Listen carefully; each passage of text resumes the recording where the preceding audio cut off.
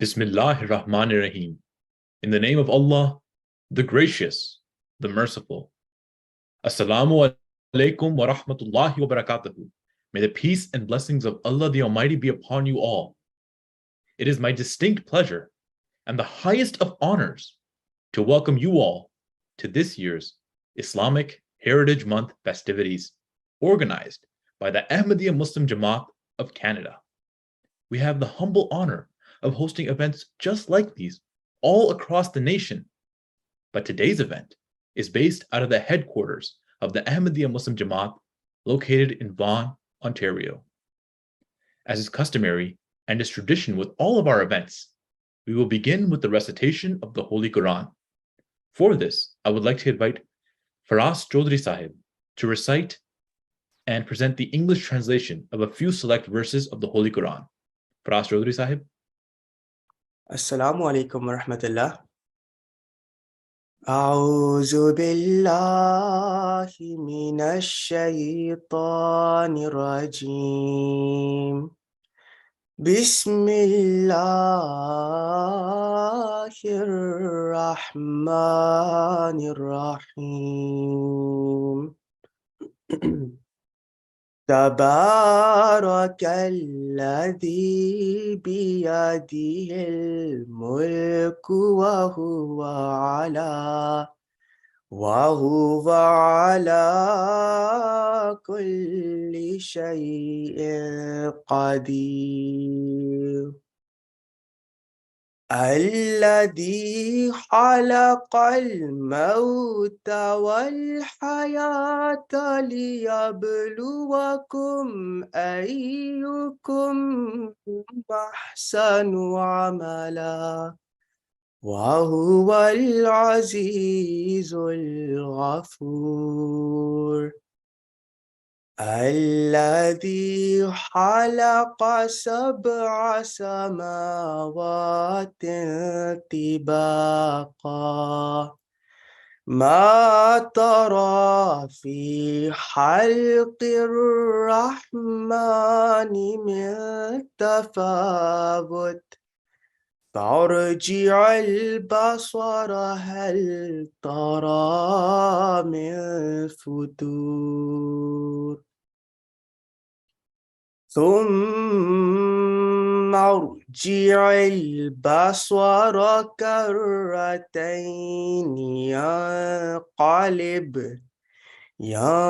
ينقلب إليك البصر خاسئا وهو حسير. ولقد زينا السماء الدنيا بمصابيح وجعلناها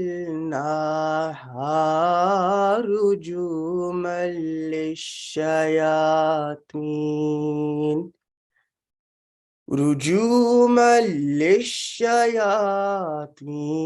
وأعتدنا لهم عذاب السعير.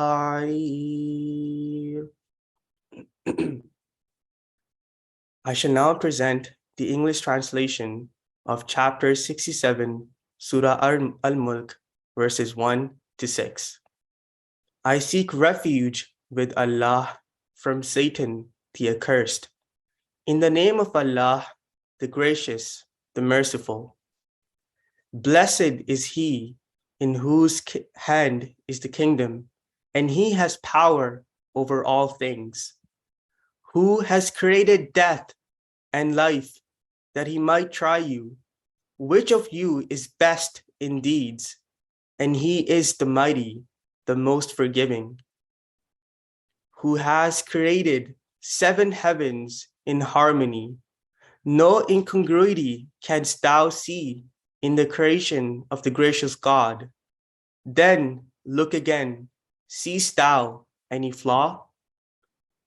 Ay, look again, and yet again, thy sight will only return unto thee, confused and fatigued.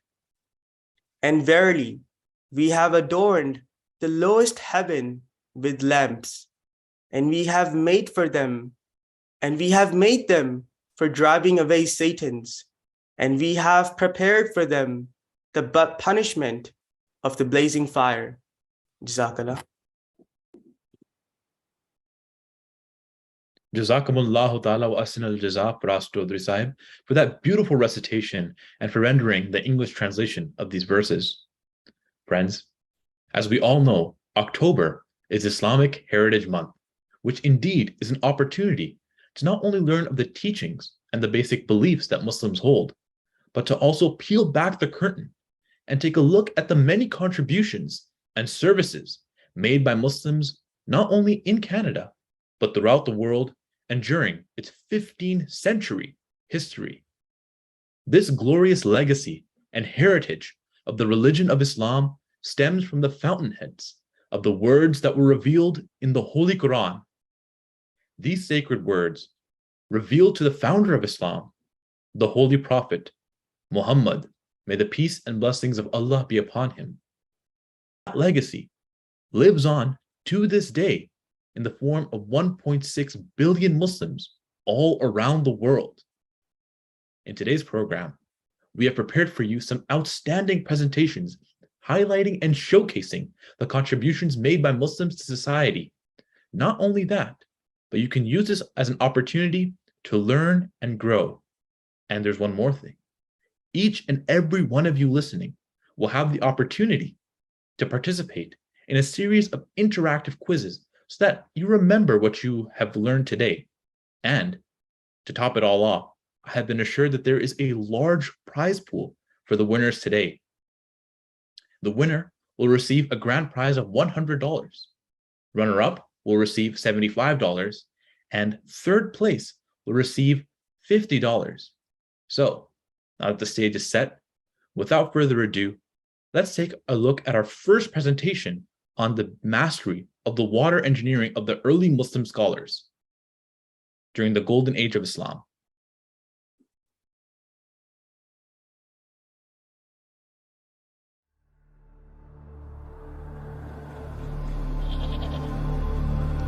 The Islamic respect for water and the ingenuity of Muslim engineers enabled Islamic society to flourish in desert and semi-desert regions. At the height of the golden age of Islamic science during the 10th century, over 500,000 people lived in the largest Muslim cities, while only 10,000 people lived in the largest Western cities at that time. Muslim engineers studied and built on the water technologies of the Phoenicians, Romans, Greeks, and Egyptians. They used an Egyptian device called the Nilometer to accurately measure the height of the Nile, and adopted the principles of Persian water systems in one of their most impressive engineering feats, the Qanat system. The Qanat was a sophisticated underground water supply system, punctuated at close intervals on the surface by wells. Its carefully calculated connections and inclinations ensured the effective flow and ongoing supply of water to entire cities. Keeping water underground also meant that evaporation was minimized in the harsh desert environment. Another water engineering device that Muslim engineers improved was the Noria wheel. This giant water wheel scooped up water from the river and poured it into a water supply system for agricultural and domestic use, as well as for fountains, drinking troughs, and public bathhouses. Norias also turned giant grinding machines and water pumps. Water was also essential to service the Islamic emphasis on cleanliness, health, and hygiene. Public baths, or hammams, played an important role in this regard. In larger cities, the hammams incorporated beautiful fountains, decorative pools, saunas, and steam baths. In regions where rainfall was minimal, it was essential to store water for use over long periods of time. To achieve this, Muslim engineers used sophisticated land surveying methods and instruments to build long-lasting dams and reservoirs. 8 dams built in the 10th century along the Turia River in Spain still meet the irrigation needs of Valencia 10 centuries later, and a third of all dams built by Islamic engineers still stand today. The men responsible for these engineering marvels were some of the greatest minds of their time, and their contributions to engineering and society continue to be of benefit today. The three Banu Musa brothers, Abu Ja'far, Muhammad, Ahmed and Al-Hassan, were respected scholars from Baghdad's famous House of Wisdom in the 9th century. They wrote many influential books on mathematics, geometry and engineering. They were also great fountain makers and designed fountains that continuously changed their shape by employing devices such as worm gears and a clever hollow naval valve. The use of a worm gear and wheel to transmit motion from flowing water to a revolving pipe was a major technological advance in control systems engineering that was later used in automatic machines during the Industrial Revolution. Al-Jazari, born in 12th century Turkey, was an exceptional engineer who created many awe-inspiring automatic machines, which he documented in the Book of Knowledge of Ingenious Mechanical Devices. One of these machines was a revolutionary pump system used to lift water for irrigation and drinking. Al-Jazari's pump employed cogwheels, copper pistons, suction and delivery pipes, a crankshaft and one-way clack valves, and was able to lift water to a height of 12 meters into a supply system. The pistons were driven by a water wheel, using cogs and a crankshaft to convert the circular motion of the wheel into the linear motion required to make the pistons function. The pistons sucked water up into an outlet pipe and pumped it out into the supply system. Another fascinating invention of Al-Jazari's was the wudu machine. Wudu is the ritual of washing oneself before prayer. Al-Jazari designed a mobile wudu machine that could be brought before guests. It looked like a peacock on a tray and would give off 8 short spurts of water to allow a guest to wash themselves. Taqi al-Din, born in 16th century Turkey, was a great polymath and was hailed by his contemporaries in the Ottoman Empire as one of the greatest scientists of all time. He wrote many books and invented a revolutionary 6-cylinder water pump called a monoblock pump. The 6-cylinder pump had a camshaft attached to a water wheel. The rotating wheel drove the camshaft, which in turn pushed a set of connecting rods. These connecting rods pivoted at their center, and the downward movement at the one end lifted up a piston with a lead weight on the other end. After the camshaft had completed its cycle, the piston was forced down again by its lead weight. This motion forced water up a delivery pipe and into a water supply system. These great Muslim engineers were some of the many contributors to the magnificent water supply systems, dams and canals that still function today, to the innovative water-powered machines that were the precursors to the machines that spurred the Industrial Revolution in the West, and to the awesome inventions that inspired scientists and engineers for centuries to follow.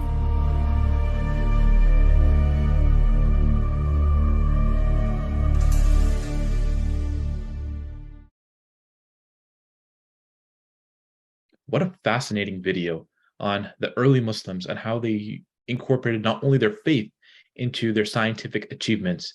Hopefully that highlighted how much Muslims value cleanliness. As the Prophet said, that cleanliness is half of faith.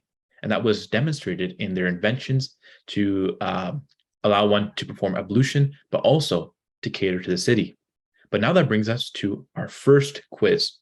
So how this is going to work is that after each short presentation, we'll have a series of quizzes with 2 questions.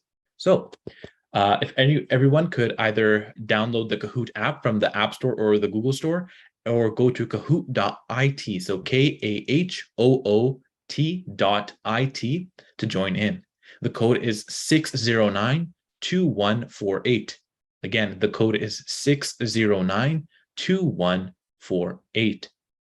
And these quizzes will be based on the presentations that you have just seen. So I don't want to give too much away, but it's important to remember what the dams were called, how many there were, and the names that you have heard. So the Musa brothers, Al-Jazari, all these names are important, and hopefully you'll appreciate the themes that will show up throughout our presentation here today. So again, the code is 6092148.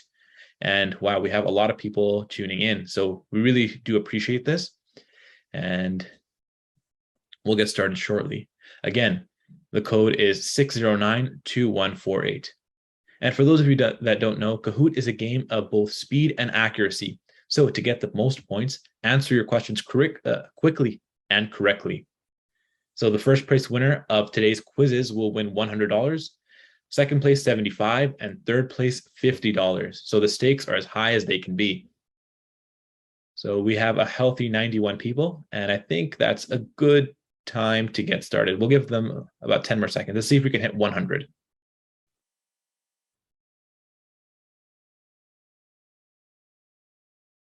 All right, let's get started now. All right, so thank you to everyone who joined. Again, these questions will be based off the videos prior. So the first question of the Islamic Heritage Month festivities is the Qanath. It was a sophisticated underground water system. It was kept at an inclination so that water could flow, and it was kept underground to be safe from evaporation, or all of the above. This was mentioned early on in our video about the irrigation systems. So if you're paying close attention, this is fairly straightforward. And the answer is all of the above. Yes, it was kept at an inclination. It was kept underground to preserve the water in the extreme desert climate from evaporation. And yeah, it was a sophisticated underground water system. Remember, this water system was catering to a city of 500,000 people. So it needed to be all of these things. Let's take a look at our leaderboard. All right, in first place, we have Athu, Mahran, and third place, Rafe, with Midu and Anthony rounding out the top 5. All right, our second question for this quiz series. Let's go. How many dams made by ancient Muslim engineers still stand today? So here we're looking for a ratio, 1/4, 1/3, 1/2, or 2/3. If you guys recall, these were the dams made in the rivers of Spain and Cordoba, where the Muslim empire extended to, right? 1/4, 1/3, 1/2, or 2/3. And congratulations, the majority of you got it correct. Currently, 1/3 of the dams still stand today. All right, let's take a look at our leaderboard before we move on. All right, let's see. Mahran seems to have overtaken, and he's come up to first place with Gia in second, Deem at third. And it's great to see that we have new names on the podium. And I want to reassure you guys that we have a lot more questions. So if you're still down, stay in the game. There's a lot, there will be many chances for you to catch up. Now, our next presentation is quite interesting because it's pragmatic. It has a lot of useful information that you students right now in high school could apply in your daily lives. And it's a great refreshment on your basic sciences. It, of course, is a brief video on our engineering workshops.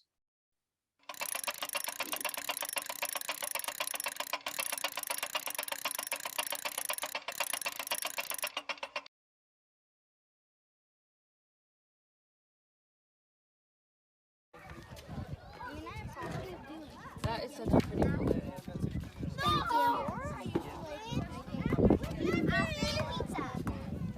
Considering that engineering has been a part of our lives more than ever before, we developed some engineering-related workshops for our children. In the first one, they had to learn to craft a vehicle from wooden pieces. The next one was a civil engineering-related activity in which they learned to build buildings. And the last one was about electricity and circuits. We also asked some of our team members to tell us about their experiences related to their specific fields of engineering.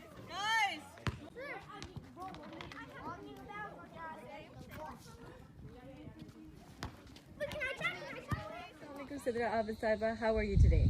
Walaikum salam wa rahmatullah. I'm good, alhamdulillah. So So Siddhar, tell us what you've done in engineering, what you've studied, and what your field is particularly.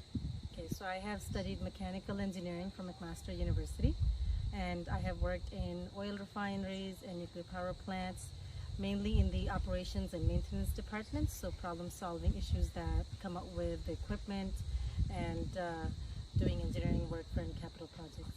MashaAllah. So Siddhar, what got you interested in this field in particular? So I really enjoyed math and sciences, and I wanted a career where I could further deepen my knowledge in the two subjects. Okay, Siddhar, so you've studied in the field and you've worked.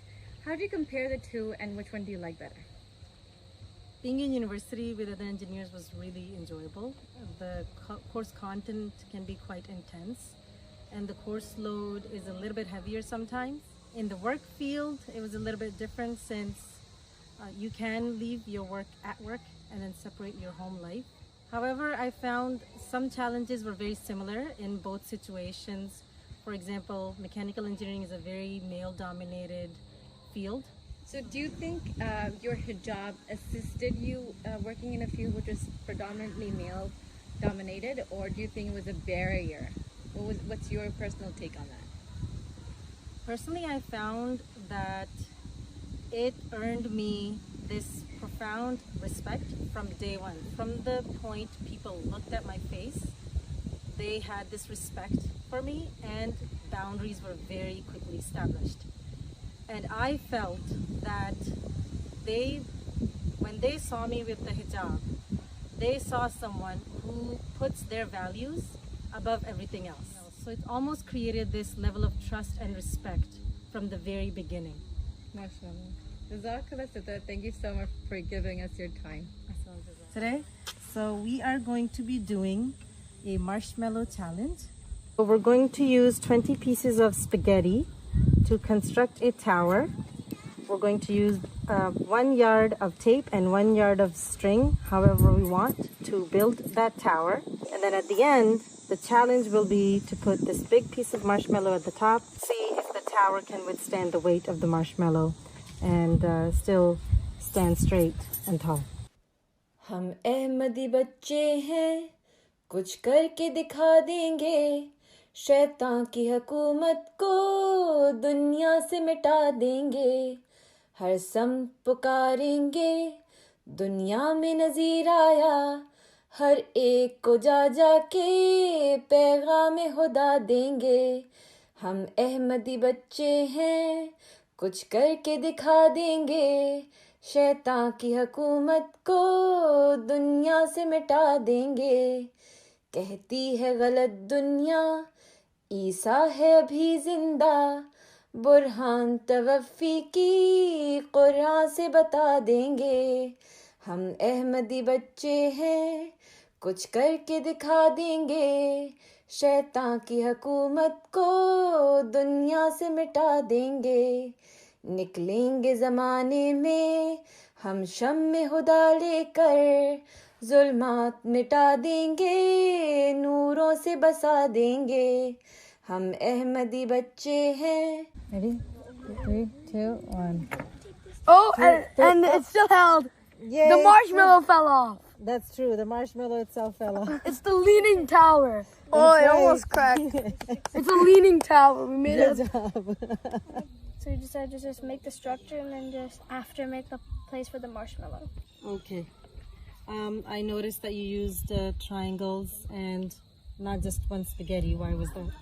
Because the more you have, the stronger it is. Okay. And this platform is for? That's for the marshmallow. Okay. 3, 2, 1, 2, 3, 4, 5, 6, 7.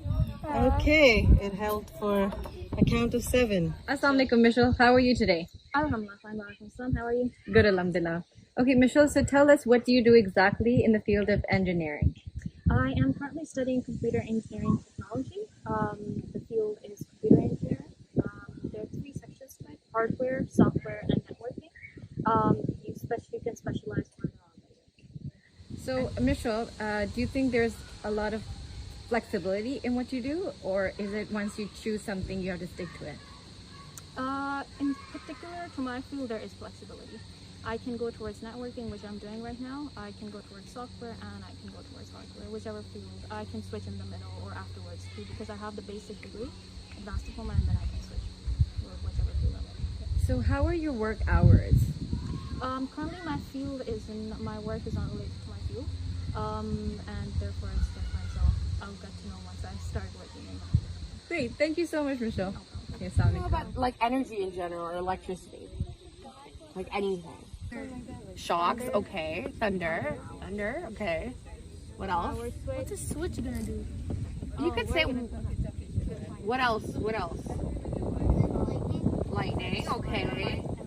Okay, so all of your guesses are technically a metal. Okay, good. So these are forms of components that are part of electricity or energy in general. Now we're going to be focusing on electrical energy for today. There's some material where electricity goes through, and there's some material that electricity doesn't go through. Do you know what those materials are called? One starts with a C, one starts with a Circuit? conductor.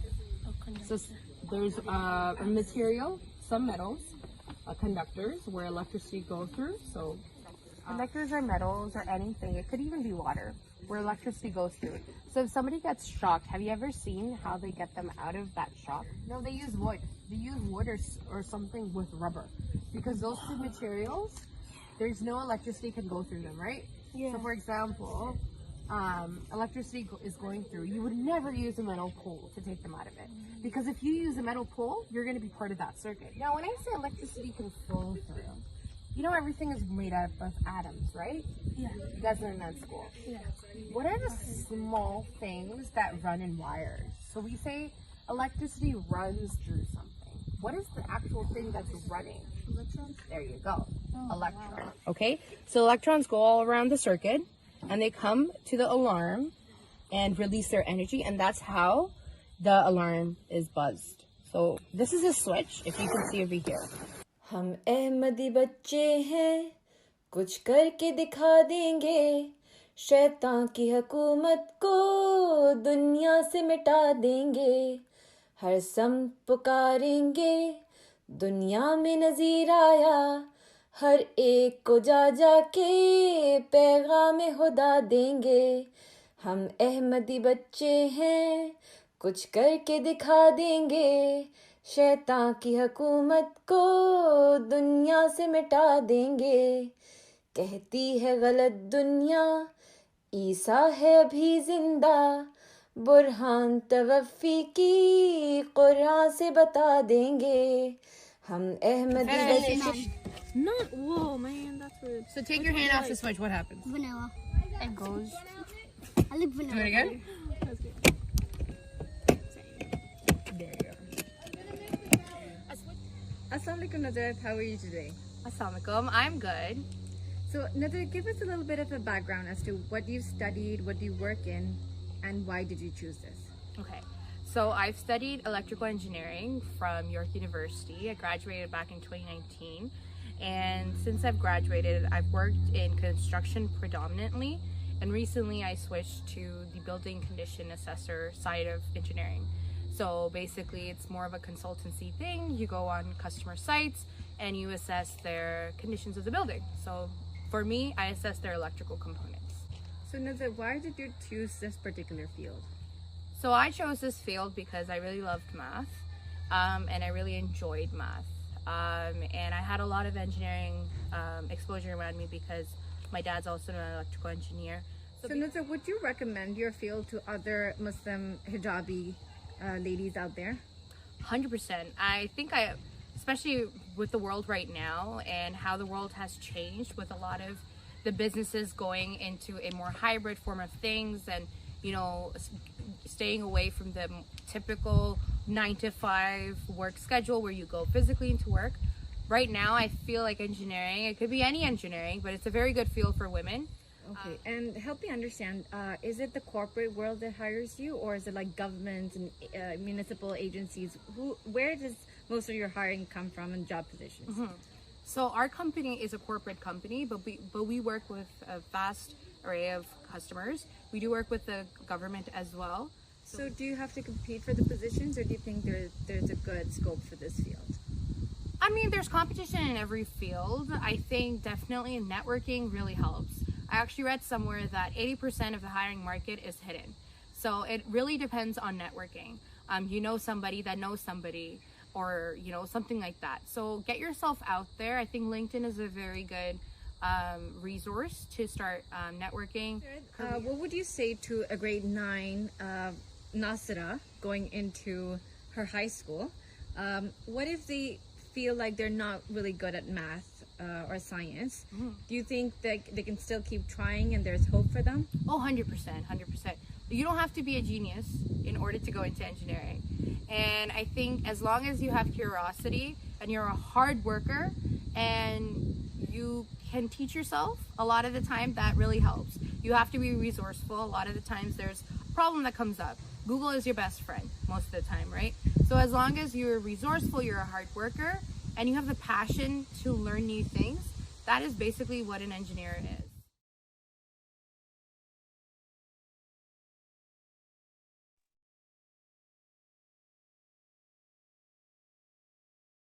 What a great presentation on engineering, on the workshops that were held in the past, and some great messaging in there as well. Really, it is all about networking. Really put yourselves out there, pursue the things that you adore, whether it be healthcare, math, sciences, whatever it is that makes you fulfilled. That's such a reassuring message.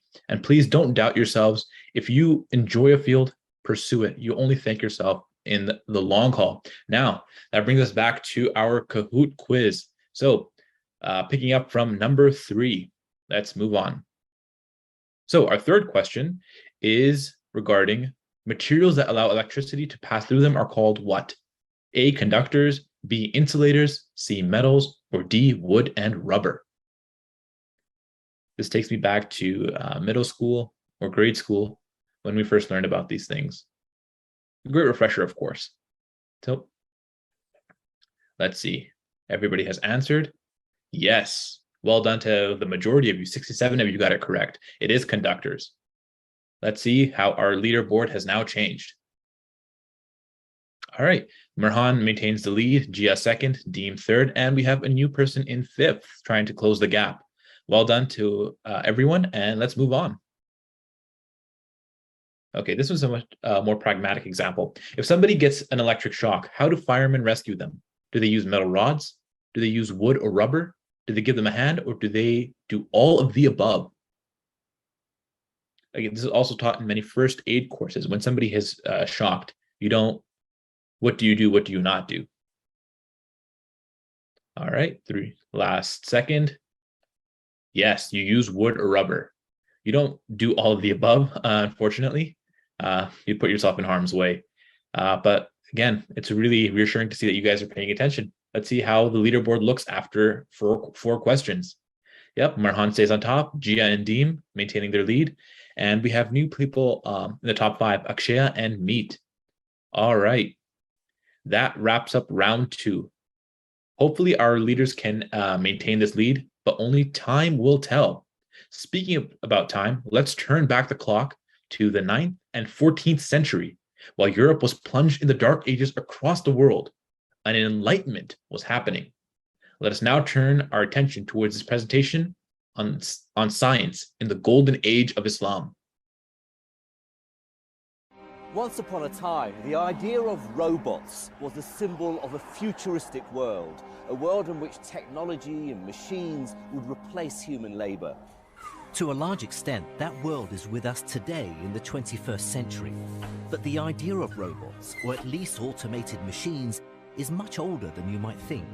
During the heyday of a golden age of science between the 9th and 14th centuries, engineers from across the Islamic world, from the Middle East to southern Spain, built many incredible devices. Water clocks, automatic serving machines, and a number of other innovative creations. I'm Jamal Khalili, a British professor of theoretical physics, but born in Baghdad. I've been researching some of the mechanical wonders of this golden age of science and comparing them to the engineering and technological advances of the modern world.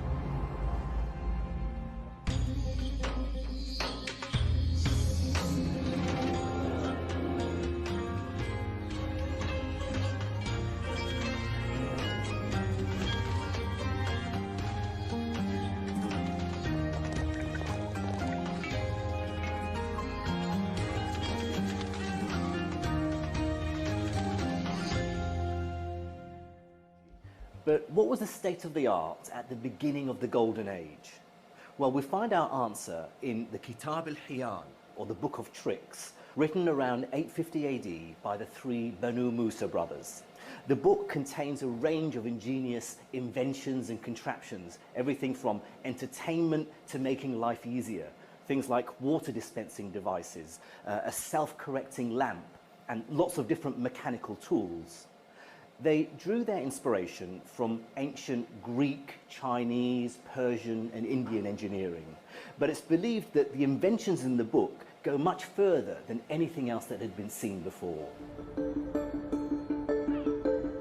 At the Museum of Islamic Art in Qatar, they've an early copy of the Kitab al-Hiyal in their collection. I'm really excited about this manuscript, Bill, because it's probably one of the most famous texts of the medieval world. The original was written in the mid-9th century by the Banu Musa brothers. One was an astronomer, one was a mathematician, and one was an engineer. Was an engineer, yeah. And they were really the centre of scientific life in Baghdad during the golden age of science. The Abbasid Caliph al-Ma'mun recognized the talents of the brothers from an early age and sent them to study in the House of Wisdom in Baghdad, where great texts were gathered from across the globe and translated into Arabic. During their time in the House of Wisdom, they grew in influence and even became patrons of other translators. As well as translation, they wrote many works of their own, including the Book of Tricks. It's called the Kitab al-Hiyal, which literally means the Book of Tricks, or the Book of Trickery. But they're not tricks in the sense of magic tricks. These are contraptions and devices, I guess executive toys is probably the best term for it. But I mean, it's full of beautiful diagrams showing valves and levers and gears, and very, very clever. Many sophisticated hydraulic pumps and water-raising devices were developed by Al-Jazari, one of the most prolific engineers of the Islamic world. Born in the 12th century, he served as a royal engineer at the Artuklu Palace in what is now Turkey. At Istanbul's Museum of the History of Science and Technology in Islam, they've built working models of some of Al-Jazari's water devices. Dr. Detlef Quintern explains them to me. As you have a look inside this building, you can see a donkey, and this donkey moving a mechanism, bringing into running these gears, as you can see, and then lifting the water up to these channels. That's quite a sophisticated machine. It is a sophisticated, I mean, Al-Jazari, he was a more fascinating engineering. Water devices like Al-Jazari's were hugely important throughout the Islamic world as their empire spread across the globe. Engineers of the Golden Age built reservoirs and impressive dams, many of which still survive today across the Middle East and Islamic Spain. As well as these dams, in places like Cordoba, Iran and Syria, irrigation was also provided by norias from the Arabic na'ura, which are giant scooping water wheels. But as populations grew throughout the Islamic world, it became necessary to have more advanced devices. And towards the end of the 12th century, Al-Jazari developed sophisticated water pumps.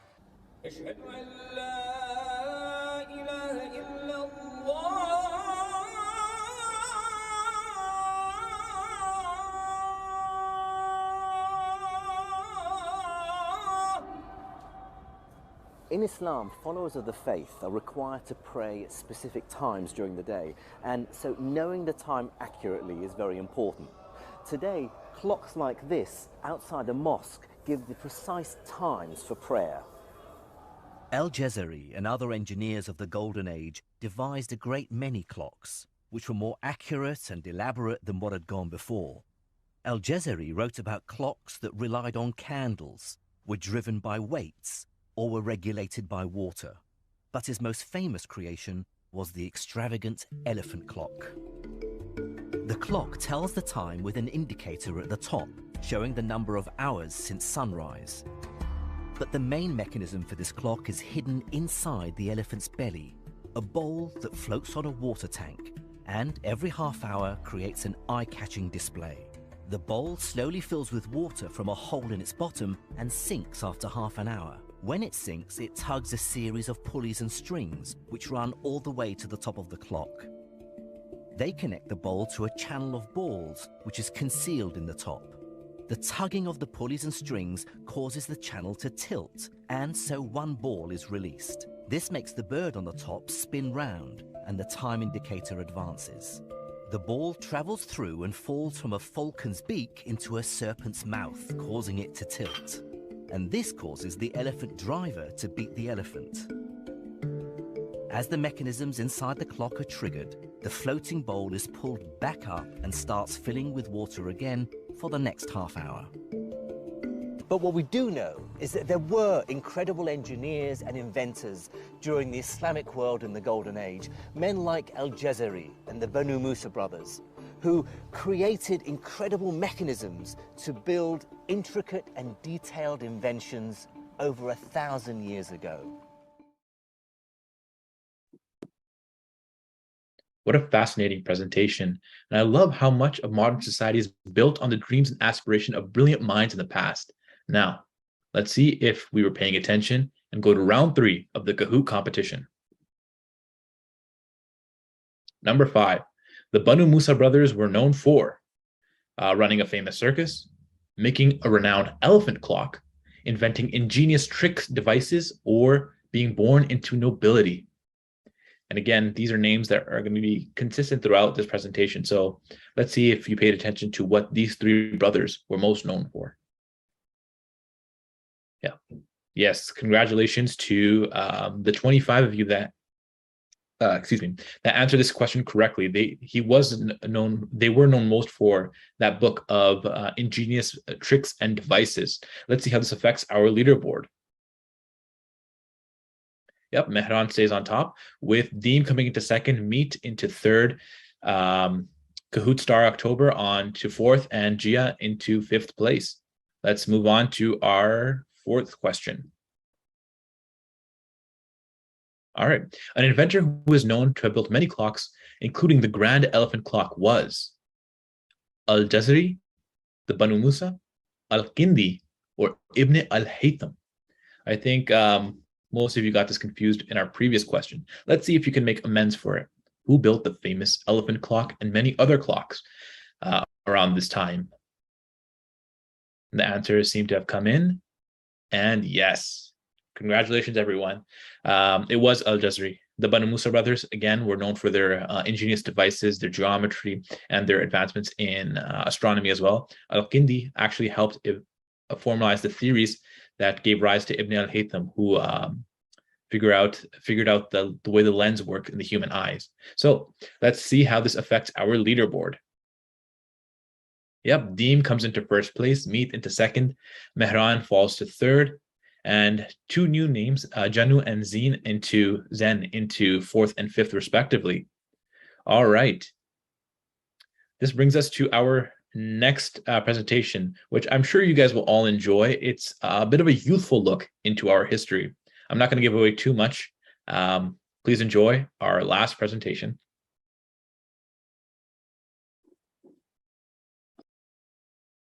Peace be upon you, brothers and sisters. I am Al-Jazari.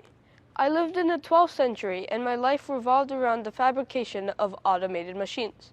In my day, I was considered the master of 2 things: water and utilitarian engineering. I was also known for the humor I often used in my water machines.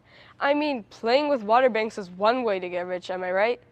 Yeah, everyone wants to hear waterfall jokes until they realize that they're poor. All right, puns aside, by God's grace, I was able to accomplish the feats of my life that revolved around my passions. I wrote my magnum opus, the book of ingenious mechanical machines, that contains around 100 beautiful illustrations of different mechanical devices with detailed instructions for their fabrication. Oh, did I mention that I had quite a passion for art? Many historians in your age believe that Leonardo da Vinci was inspired by my craftsmanship. I am also credited for being the father of humanoids, as my machines were the first to contain human figures doing different automated actions such as playing music or pouring water. Alas, though I accomplished much, I am glad I was able to live a life pursuing my passions and being a source of inspiration to future generations. Peace be upon you all, foreign civilians. My name is Amina, but you may all address me as Queen Amina. In the mid-16th century, I was a ruler of a great nation known as Azua, which you now call the northwestern region of Nigeria. I was a woman of many wonders, a leader, a warrior, and even an engineer. As a leader, I tried to hold on to what I thought was best for my people, and sometimes this led to war. I am often credited as the architect of the strong walls built around Azua, meant to keep the violence outside of our city. To this day, almost 1,000 years later, you could still find my original walls standing in northwestern Nigeria. You could also see replications of my walls all around the world. The walls I built are just as strong as I am and have a legacy just as famous. My earthen walls brought peace to my city, and for 34 great years, I led with a great passion. I showed my enemies that I was a woman of great power and that no person is a match for the power of engineering or a strong mud wall. Assalamu alaikum, dear brothers and sisters. My name is Tahani Amr. Unlike most of my Muslim brothers and sisters you have heard about today, who are historical figures of the past, I am a Muslim woman of the 21st century who has accomplished her dream by following 3 simple principles. 1. Please God and you will please all. 2. Education is the key to opportunity. 3. Serve people with compassion and kindness. Engineering has been my passion ever since I was a little girl. I love fixing broken things. My dream job was working with the NASA and with prayers, hard work, and diligence. I was able to achieve this dream in 1992 when I was first offered my position at NASA. Currently, I am working at NASA as a member of the Independent Program Assessment Office. Over the course of my career, I have accomplished many things that I am proud of. For instance, I have invented and patented a system to measure the thermal conductivity of a thin film. However, the work that I'm most proud of is volunteering at mosques and giving lectures at universities and other conventions about the religion of Islam. Many undermine the effect of faith on their scientific careers. However, I believe that faith gives you a structure, it gives you inspiration, and it gives you a purpose. I encourage you all to follow your dreams, and if you are unable to find motivation, then turn towards faith, because it will never fail you. Peace be upon you all. My name is Al-Kindi, and hundreds of years before all of you, I roamed the earth as a one-man skill show. My many talents included philosophy, astrology, medicine, mathematics, engineering, and even cooking. Some would argue that my greatest contribution were my philosophical ones, which expanded on people like Aristotle, but I think my love for mathematics and the sciences is something to marvel at. Math is a universal language, and for me, that means it can be applied everywhere. For example, I used math in some of my philosophical theories and even saw music as a branch of mathematical science. Just take a listen to any of the sounds your ears can pick up, and those symphonies in the air all have to do with math. My love for mathematics and engineering became a base for many future discoveries. You may have heard of the famous Ibn al-Haytham, who takes the credit for solving the mystery of how our eyes work. But what you might not know is that my theories helped him get there. I was also greatly interested in medical engineering, and I studied the compounding of many drugs as remedies. I also manufactured and engineered many swords that greatly improved our victories. So, don't forget the name, Al-Kindi. History has lost many of my contributions, but trust me, this one-man skill show is behind many of the theories you know and learn today. Assalamu alaikum. We are the Banu Musa brothers. I am the oldest brother and my name is Abu Jafar Muhammad. I worked in the sciences of geometry and astronomy. I am the second and my name is Abu Al-Qasim Ahmed. I am an expert in ingenious devices. Here's a secret for you. I excelled more than my brothers and Asian scientists. I am the youngest brother. My name is Al-Hassan. I, like my eldest brother, also work in geometry. Together, us three brothers. Wait, let's give the audience some background first. We were born in the 9th century AD. That means hundreds and hundreds of years ago. Our father was a highwayman and an astrologer. Unfortunately, when we were just little boys, our father passed away and we became orphans. Lucky for us, the former governor of Baghdad, whom our father used to work for, took us in and raised us. We completed our education at the famous House of Wisdom Library. Now this library was also a translation center and here began our journey. We started translating ancient Greek works into Arabic. By doing this, not only did we earn money, but we also learned Greek. We ended up sponsoring many scientists and translators to keep our work going on.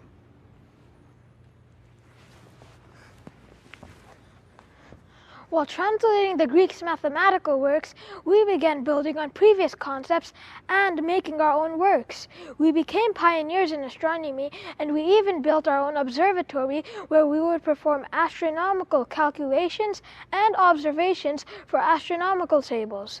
We also wrote about 20 books in mathematics, mechanics, and philosophy, but we'll only tell you about 2 big ones. One of our most famous books is called the Book of Ingenious Devices, Kitab al-Hiya. This book shows over 100 of our inventions, including toys and entertainment devices. I know everybody likes toys, so we made this just for you guys.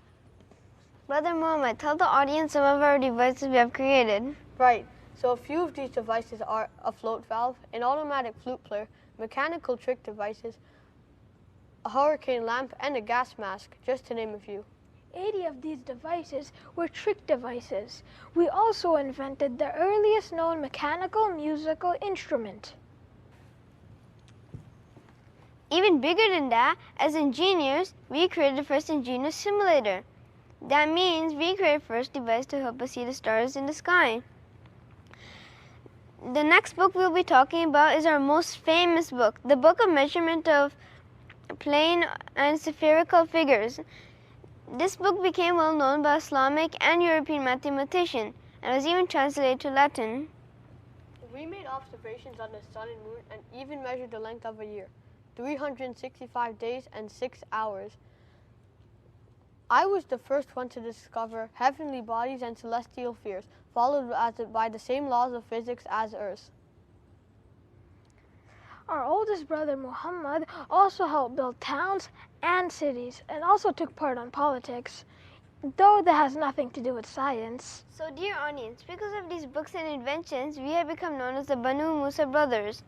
We built foundation of many ingenious devices of today and taught science through our books. And with that, the time has come for us to say goodbye. We hope you learned something new about us today and you enjoyed this informational session. Allah Hafiz. Wow, history truly come to life. It's so refreshing to put these names to faces. And I must say that everyone for a couple hundred years old looks very young and youthful and as vibrant as ever. Now, ladies and gentlemen, let us begin the final round of our Kahoot quiz. Question number 7. The Hani Amir is a scientist of the past, a scientist at NASA. She was credited for measuring the thermal conductivity of thin film, or B and C, which is she's a scientist at NASA and credited for measuring the thermal conductivity of thin film. So, yes, it's actually B and C. She's still with us, so she's not a scientist of the past. She's still working at NASA, and her patent was in measuring the thermal conductivity of thin film. Let's see how this shaped our leaderboard. Deem still on top, Meet and Mehran, and we have 2 new faces for 4th and 5th place. Let's go on to our final question. Queen Amina was the queen of northwestern Nigeria. She built strong mud walls to keep enemies out.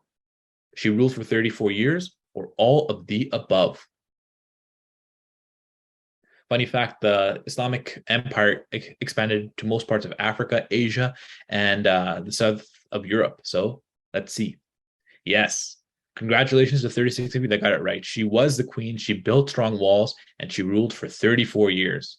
So our winners for our $50, $75, and $100 prizes are, in third place, we have, I'm apologies, I can't pronounce that. Second place, we have Meat. And for first place, winning the $100 grand prize is Mahran. Congratulations to our winners, and thank you to each and every one of you for participating. Now, here's a quick word for our winners. What we need from you is please take a screenshot of your podium place and send this screenshot to the following email address: info@islamicheritagemonth.org. I'm going to repeat this one more time. Please take a screenshot of your podium placing and send it to the following email: info@islamicheritagemonth.org. info at Islamic, ISLAMIC, Islamic Heritage, HERITAGE, month, MONTH.org, to receive your prize. Congratulations once again to everybody to our winners, and thank you to everyone who participated. We had a fantastic turnout. With that being said, we are working towards the conclusion of today's program. I will now like to turn the floor to the Vice President of the Ahmadiyya Muslim Jamaat of Van, Kaleem Bhatti Saab. I kindly request him to say a few words and to lead us in silent prayer. Kaleem Bhatti Saab. Thank you very much, Tahir. Assalamu alaikum wa rahmatullahi wa barakatuhu. Peace and blessing of Allah be upon you all. I would like to say thank you very much to all the participants who joined us in this very informative session. We'll have a very short silent prayer. You may join us or you may pray in your own word. Thank you so much once again. May Allah bless you all. Please join me in silent prayer.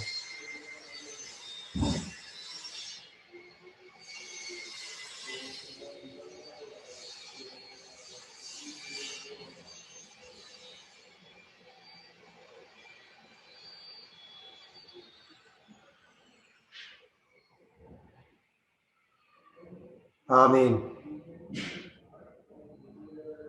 Jazakallah, Vice President Saab, for leading us in silent prayer.